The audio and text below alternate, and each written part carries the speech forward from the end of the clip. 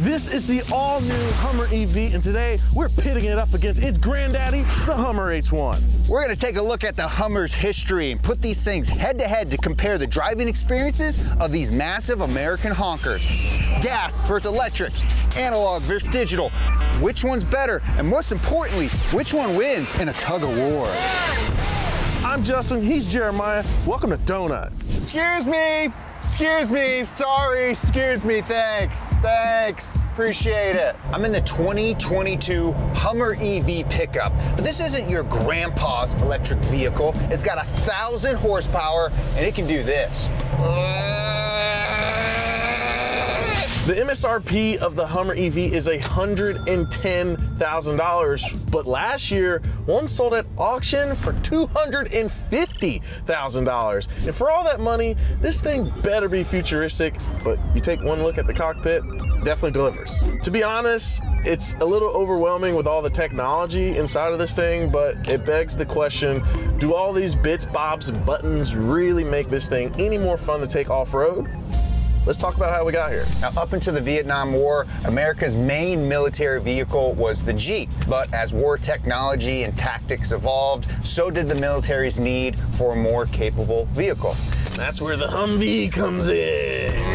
So in 1983, the United States spent a whopping $1.2 billion contracting AM General to develop early versions of the HMMWV, or High Mobility Multi-Purpose Wheeled Vehicle. We like to call it the HUMVEE. It was built to be a rugged and unstoppable force on the battlefield, and its sheer size, presence, and undeniable badassery started to gain attention from everyday civilians. And one of those civilians was none other than star of the hit film Jingle All the Way, Arnold Schwarzenegger. Now, Arnold saw a few of these things on the street and was instantly hooked. He was like, I have big muscles, that car looks like it has big muscles, so I need to be a big muscly guy inside the big car muscly guy. So my boy Arnold made a few calls and eventually convinced AM General to give him a street legal one. And with a price tag of $100,000, which is $216,000 for inflation today, it's no wonder that the H1 was highly sought after by the Hollywood elite, and it only made it more alluring to the general public.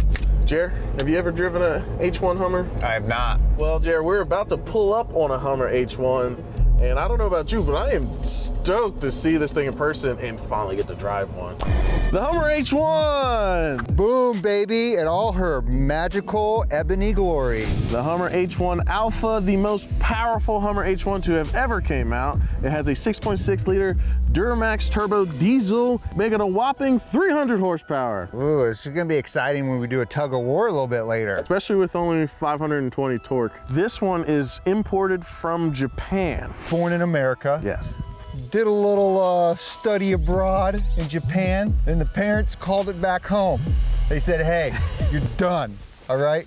Get back home. Well, let's see what the inside is like. Yeah, let's take a gander. You know, this feels very familiar, but also extremely different to me. The original H1 was considered the most analog vehicle ever, which is probably because it was inspired from a military vehicle, but the Alpha is much nicer. We got butt warmers, we got switches for the windows. Good switches, by the way. If GM made all their switches like this in the 2000s, their trucks would last a little longer. Yeah. This is straight from the Catfish and every other GM vehicle from the 2000s. But the gauge clusters are cool. It says it can go a very generous 100 mile an hour. I mean, what's under here? What's typically under here? Is it just part of the tunnel? The military Humvee, this is where you stand for the turret on top. Okay, I'm a tall boy. I'm 6'4". So this is my leg situation right now. Now this is the size of my hand, okay? Just think of a normal sized man hand, but mine are bigger. I got the best hands possible. I have noticed something that is exactly the same from a military Humvee. The e-brake. Oh, nice. Whoa, it kicks over like that? Yeah. Oh, that's sick. Now, Justin, I'd say that my Hummer is pretty futuristic. Now, just because this Hummer is electric doesn't mean it's efficient. Just like its granddaddy, this thing sucks Zeus juice quicker than anything on the market. It has a 205 kilowatt-hour battery, and it gets 329 miles of range. Compared to the very efficient Lucid Air's 520 mile of range on a 118 kilowatt-hour battery, the Hummer EV is still just as much of a guzzler as its its 11 mile per gallon predecessor. But all those quirks and little gadgets probably won't do you too well on a real off-road trail. Well, there's an off-road trail like here. Yeah. So why don't we go bomb a hill and see if those electronic gadgets help me or hurt me? This is a sketchy line. It is a really big wash, but we're so wide, I'm pretty confident we can clear all this. I'm in low right now, in 1 as well. I'm just riding the brake. Big drop right there. You know, not really worried because it's 16 inches of clearance, which is 1.5 feet. Yeah, that map checks out. So this is approach angle right here. Yeah. Nothing. Nothing. All right, well, it did that hill like it was nothing. All right, am I ready? Your turn. All right, here we go. Too low. Dude, this thing is sick. This is a cockpit. The steering wheel is great, feels good. Feels like a race wheel. That tall rock is where I had the left wheel. Yeah. Just cruise right over. I'm gonna cruise right over that. Hey Nick, I'm coming for you, you freaking little. Oh dude, this is nothing. Are you kidding me? Yeah. This is like child's play for this thing. Yeah, let her eat, baby. Like nothing. Like nothing. The low gear was precautionary, but unnecessary. This thing was designed to be driven by 18-year-old military kids. You think I'm gonna mess it up? Yeah, that's true. All right, Justin, so this thing ate up that trail. Absolutely. Like it was nothing. Yeah. Let's see if the Hummer EV can lick the plate clean. Shall we? Let's do it. All right, cool. So we're in the Hummer EV. Instead of a giant center console, you have a big old screen. Big honking screen. Well, look, let's see what this thing does off-road, all right? Just like does it with ease. Oh, Justin. I have all the confidence in this thing, so I'm just gonna go back up the way we came down. Go back up the thick stuff. Yeah, sling it around. Swing her around town. Dude, tight turns. That's nuts. It's like driving a four-wheeler. You just don't have to worry about getting flung off of it. Right. It's a 9,000-pound four-wheeler. Dude, I gotta try this now. Ripping and gripping. That's part of the fun. You're just figuring it out.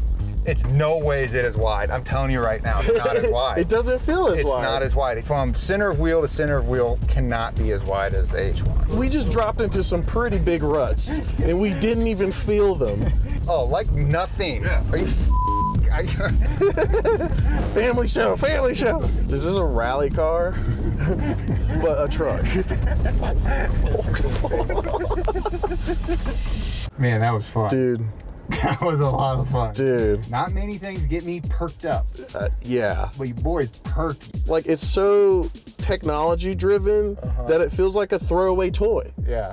Which is bad and good. Oh man, Jerry, I might be sold. There's a cool factor with the H1 that's undeniable. It's the tough thing. There's you know? But it's still refined, like, compared to the military version, right? For sure. This is just, for someone who you pull up and people are like, God dang it, why the heck does he have to have that? Yeah. This is a Can-Am of, like, overlanding trails. You know what I mean? Yeah. It's just like those trails, anyone can jump in it and go too fast. Right. You know? And that's exactly what this is. That's true. It's a cheat code. Man, this truck is so badass. Why did it ever die? This was around 2006, 2007, 2008, right? Recession period. Outside of a housing crisis that caused the recession, the price of fuel skyrocketed. People started, you know, realizing, hey, this is the vehicle that symbolizes everything wrong with what we're doing when it comes to producing vehicles that guzzle gas. In 2003, a bunch of climate activists set 40 Hummers on fire at a California dealership. Also, when Arnold Schwarzenegger ran for governor, he had to convert one of his Hummers to run on hydrogen just to calm them down. That, of course, emits no greenhouse gases at all. And the other Hummer has been turned into a biofuel Hummer. So the H3 couldn't save Hummer, and in 2010, GM, they were cutting a whole bunch of brands from their roster, and that included the Hummer brand. But 13 short-awaited years later, we now have the Hummer EV. Now, Justin, obviously, these things aren't really designed to be going fast on the street, but they're meant to go off-road. That one is. And well, kind of. You know, I think that's like a benefit to electric vehicles is that they're just inherently fast. Yeah. But can they be fast in an off-road setting? That's what I really want to know. All right, Jerry, you ready? I'm ready. Let's see how the Hummer H1 Alpha holds up to a basic fire rate. 3, 2, 1, go. How'd you feel? Feels good to me. Big rock, big rock, big bump, big bump, big bump, big bump. I think Justin's actively targeting divots in the road. I am. Not? I mean, I don't know, there's like sharp rock faces and Justin's like, let me put my tire right over that. Also, there's a big f***ing cliff right here. Time. Okay, Justin, you did that in a very, what seemed longer than 1 minute and 20 seconds. We're gonna see the huge difference between an air ride suspension and just massive amounts of weights on a spring. Right. So let's go find out. Okay, are you ready, Justin? I'm ready. EV time. Air ride, let's go. 3, 2, 1, go. Oh yeah. Oh damn, the brakes are great. Oh, this is way faster. Woo! Slide around, girl, slide Is it around. drifting or is it turning? Wow. There we go. Time. Jesus Christ. 55 seconds. Dude, This thing railed me. Yeah, that thing's like a hovercraft and just kind of glides over everything. dude, little bumps and divots, I was just like, oh, I wonder if I hit it, if I'll feel it. And you know what? You don't really feel it all that. Now, one weird sensation is that it has rear wheel steer, so it'll kind of adjust for you. So when you start to slide out, it'll actually turn the wheels in the direction to catch more. And of course, because it's faster, it did that course a little bit quicker, like 25 seconds faster. Yeah, you got a lot more response out of that bad boy than this old diesel would. But not saying this wasn't impressive. It's just compared to this massive amounts of air ride suspension going on over here, this really couldn't keep up. A high five makes you happy. A low five makes you cool.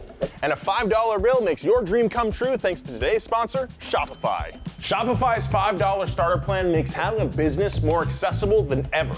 It's a step-by-step process that takes entrepreneurs from the idea stage to running a fully functional store in just a few minutes. You can manage orders, analyze sales, and even talk to customers all from the Shopify admin for just $5. You'll be breaking new ground instead of breaking the bank. Best of all, the scalability of Shopify's platform allows you to easily upgrade their plans to access additional features and resources as your business grows. From first sale to full scale, Shopify can help turn your idea into a real business. Check it out at shopify.com/donutstarter and sign up for the $5 starter plan today.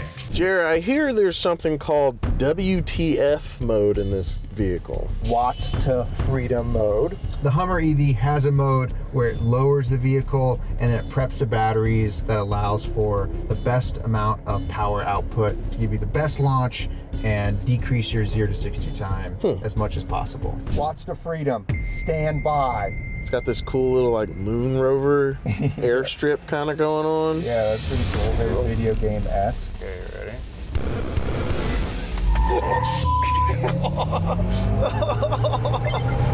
Oh! Sorry. Sorry, buddy. The blood in my feet disappeared. The Hummer H1, the one that started it all. This wouldn't be possible if it weren't for Kaiser Cars. They hooked us up with this thing. They're letting us do an actual tug of war with the Hummer EVs. So go check those guys out. They're really awesome. These videos would not be as good as they are if we didn't have the vehicles in person. So huge shout out to Kaiser Cars once again for letting us use their collection. 3, 2, 1, go.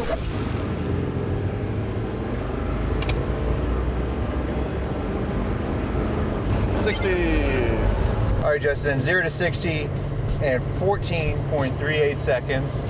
Felt a little faster than Honestly? I thought because it's got a lot of weight. Way faster than I thought it would do. All right, so 0 to whatever speed we went to, I don't even know. It was fast. Yeah, you definitely went faster than I did. I got to 60 and just stopped. Yeah, this thing went, I don't know how fast we went, but it squealed the tires and it's all-wheel drive. Yeah. Now, one thing about electric cars is when you take off, the blood rushes out of your face, out of your feet, out of your fingers. I didn't have a similar experience with the H1. I was fully blood all in my limbs. I got all my blood pockets full. Right, Nick? All right, Justin, I think up until this point, the Hummer EV has been a smidge ahead of its predecessor. But the true test of greatness, it's just a good old-fashioned tug of war. That's right. A feat of strength is the only thing to prove what is better than the other. So let's find out. Let's do it. Hey, Ease into it, sir. These are not our cars. Yeah. All right, here we go. Oh.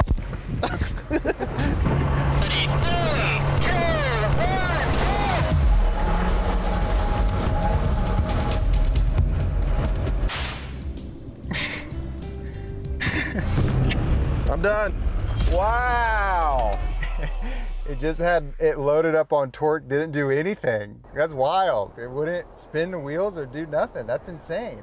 All right, should we put the lockers on and see if maybe that changes something? Okie doke. All right, lockers going on. All right, Justin, what's your setup? Low gear, front and rear lock. Copy. Okay, I'm in freedom mode and the locker's on. Okay, ready, fellas. 3, 2, 1.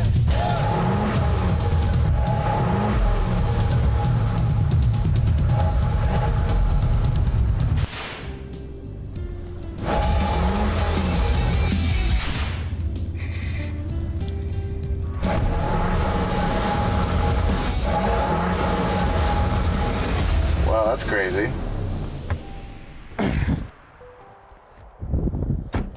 What the heck was that? I don't know. I was spinning tires. What were you doing? Doing nothing.